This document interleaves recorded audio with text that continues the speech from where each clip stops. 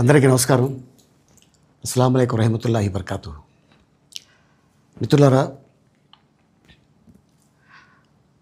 1999లో నేను రాజకీయాల్లో అడుగుపెట్టాను. మా పెద్దాయన డాక్టర్ డి రామానాయుడు గారి కోసం. ఎందుకంటే నేను చైల్డ్ ఆర్టిస్ట్ తర్వాత నేను మళ్ళీ ఒక వయసు వచ్చిన తర్వాత నాకు అద్భుతమైన అవకాశం ఇచ్చి ప్రేమ ఖైదీ అనే సినిమాతోటి మళ్ళీ నా కెరీర్ స్టార్ట్ అయింది చైల్డ్ ఆర్టిస్ట్ తర్వాత. అలాగే వారు బాపట్ల నుంచి ఇలాగ నేను ఎంపీగా నుంచుంటున్నాను రా, నువ్వు రావాలి, నా క్యాన్వాస్ చేయాలి అనగానే తప్పకుండా గురుగారు, ఎందుకంటే మీ సినిమా తర్వాత నేను మళ్ళీ ఒక ఆర్టిస్ట్గా నేను ఎదిగాను, సో డెఫినెట్గా నేను వస్తాను అని చెప్పి వెళ్ళటం జరిగింది. అప్పుడు టీడీపీ హయాంలో దాదాపు ఒకే పార్టీలో 20 సంవత్సరాలు నేను ఉన్నాను. తర్వాత మళ్ళీ ఇటు రావడం జరిగింది. నాకు అన్నం పెట్టింది ఫస్ట్ నా తెలుగు ఇండస్ట్రీ, నా తెలుగు ప్రజలు, ప్రేక్షక దేవుళ్ళు, నా నిర్మాతలు, నా డైరెక్టర్సు, నా హీరోలు. ఈ రోజున ఈ రేంజ్లో నేను ఎదిగాను.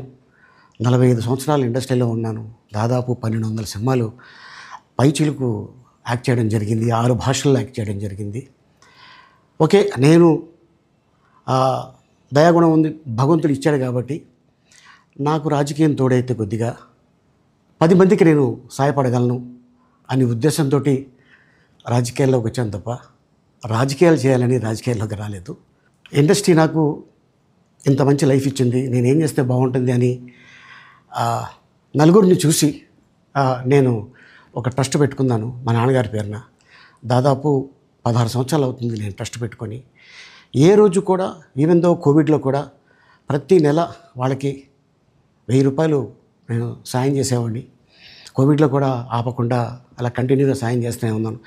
చాలామందిని నా కుటుంబంలో అవ్వచ్చు, బయట వాళ్ళు అవ్వచ్చు, చుట్టాల్లో అవ్వచ్చు, చాలామందికి చదివించాను నేను. అండ్ అలాగే మా తల్లిదండ్రులు నాకు ఇచ్చిన ఒక గుణం అది అందరితో పంచుకోవాలని చెప్పి ఉద్దేశంతో నేను ట్రస్ట్ కూడా పెట్టుకున్నాను. నా ఇన్కంలో దాదాపు 20% నేను ట్రస్ట్కి ఇవ్వటం జరుగుతుంది. గతంలో కూడా చెప్పా, ఫారిన్ కంట్రీస్లో ఏదైనా ఈవెంట్స్ చేస్తే దాంట్లో నుంచి 60% ట్రస్ట్కి వెళ్ళి 40% నేను తీసుకునేవాడిని. సో ఇట్లాగా చాలా సేవలు చేసి ఉన్నాను కాబట్టి ఈ మాట కూడా నేను మీకు చెప్పుకుంటున్నాను.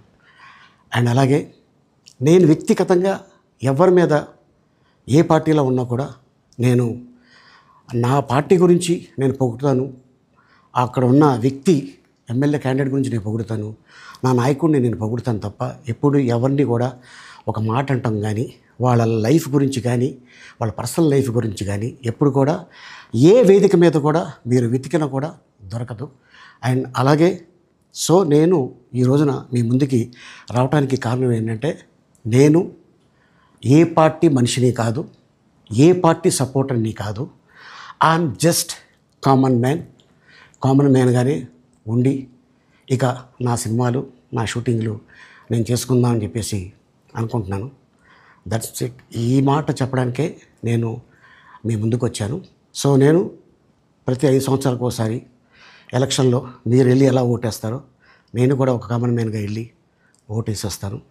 సో రాజకీయాలకి స్వస్తి, గుడ్ బై, థ్యాంక్ యూ.